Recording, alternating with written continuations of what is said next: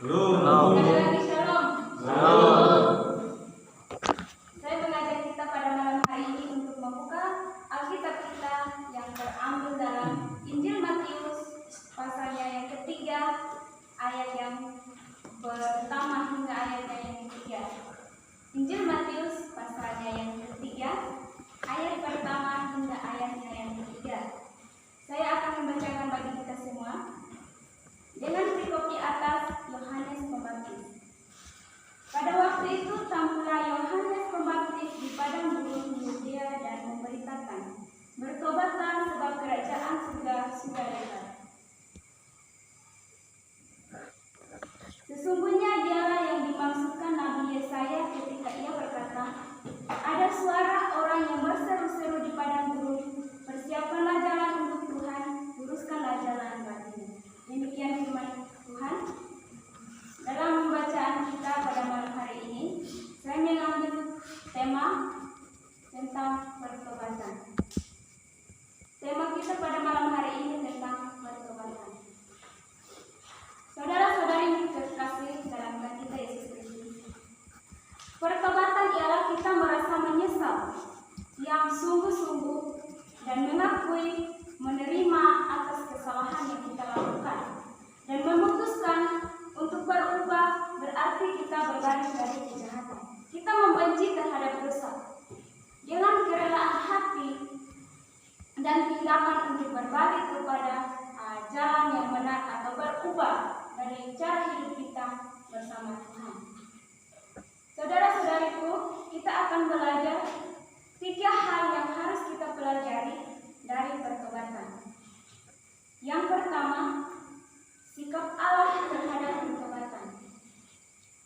Yang kedua, pentingnya pertobatan. Dan yang ketiga, pertobatan yang benar. Saudara-saudariku, sikap Allah terhadap pertobatan menurut firman Allah, pertobatan yang sungguh-sungguh yang harus diikuti dengan cara hidup yang baru. Bukan bertobat yang lalu kemudian kumat. Firman Tuhan berkata bahwa jika orang fasik bertobat dari segala dosa yang dilakukan dan berpegang pada segala ketetapannya serta melakukan keadilan dan kebenaran, ia pasti hidup.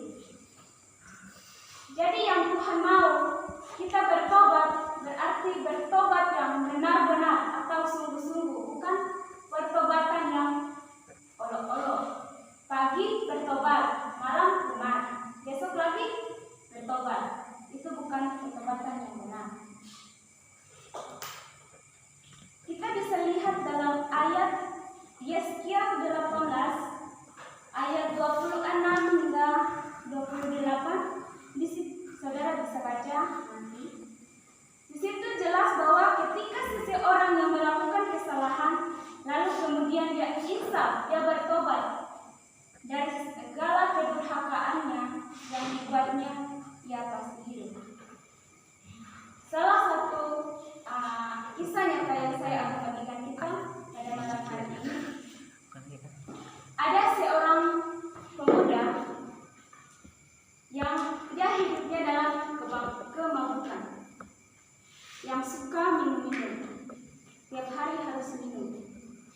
Lalu pada suatu hari ketika temannya mengajak untuk pergi beribadah, dia mau untuk ikut dalam kebaktian itu.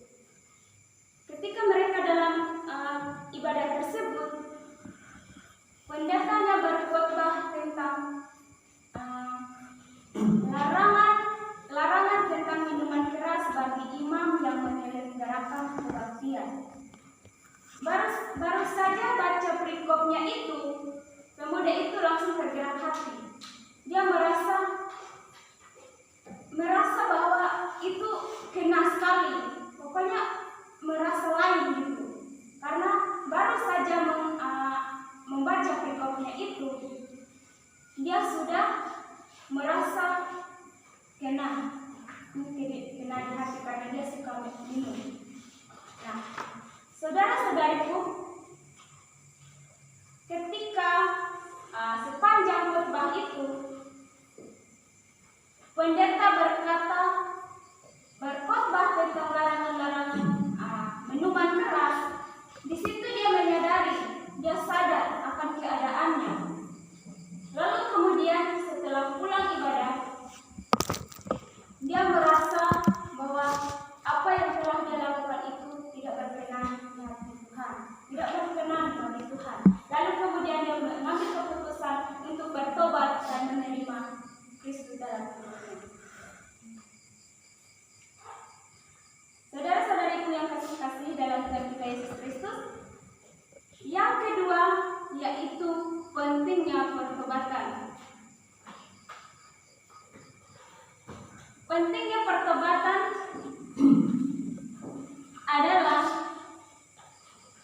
penting. Pertobatan itu memang penting karena kenapa?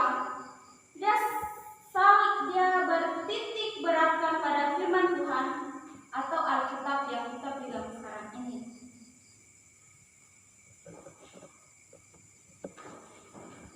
Pertobatan adalah pemberitaan pertama dari Yohanes Pembaptis. Bertobatlah sebab kerajaan surga sudah dekat. Kita bisa lihat dalam Kisah Para Rasul 2 ayat 38. Kisah Para Rasul 2 ayat 38, saudara bisa bacanya. Di situ berkata bahwa bertobatlah dan memberi dirimu dibaptis. Pertobatan pengampunan dosa dan baptisan merupakan syarat mula-mula untuk menerima karunia Roh Kudus.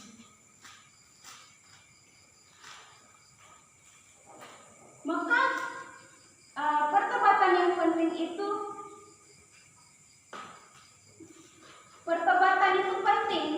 karena kejahatan merupakan sifat manusia, sedangkan kebenaran menuntut pertobatan. Lalu yang ketiga, pertobatan yang benar.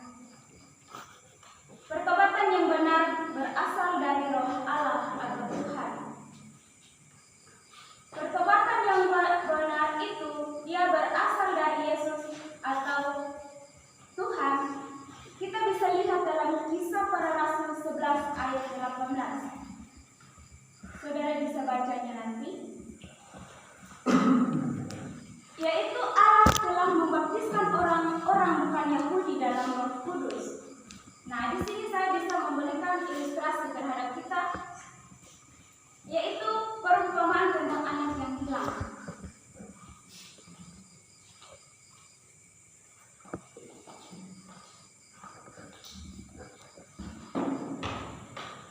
Perumpamaan tentang anak yang hilang, di mana kita tahu bahwa ini terdapat dalam Alkitab juga, yaitu Lukas 15 ayat 11 sampai 32.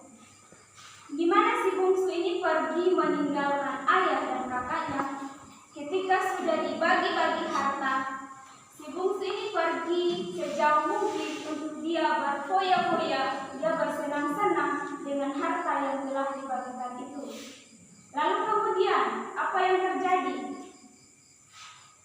Dia menghabiskan segalanya.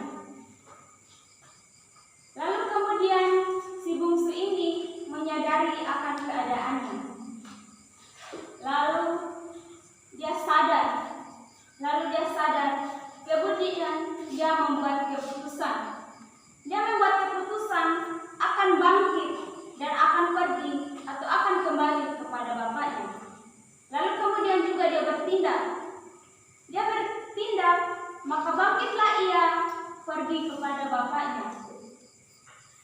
Lalu apa yang terjadi di dalam pertobatan yang benar?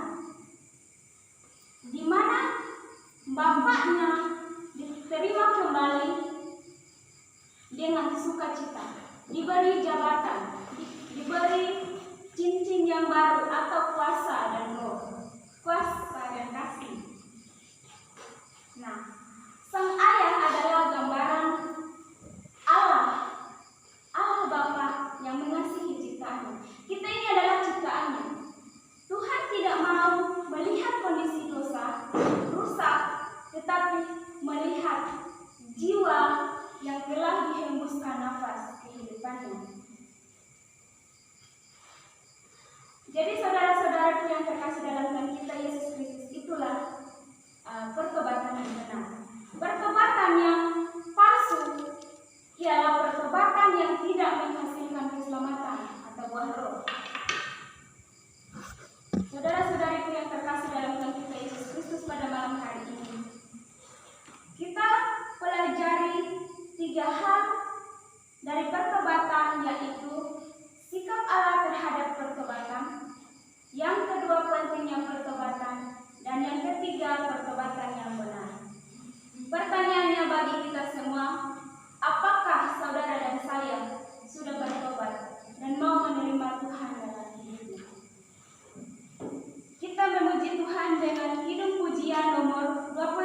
ayatnya bait yang ketiga, di muka Tuhan Yesus ku insaf akan salahku bertobat.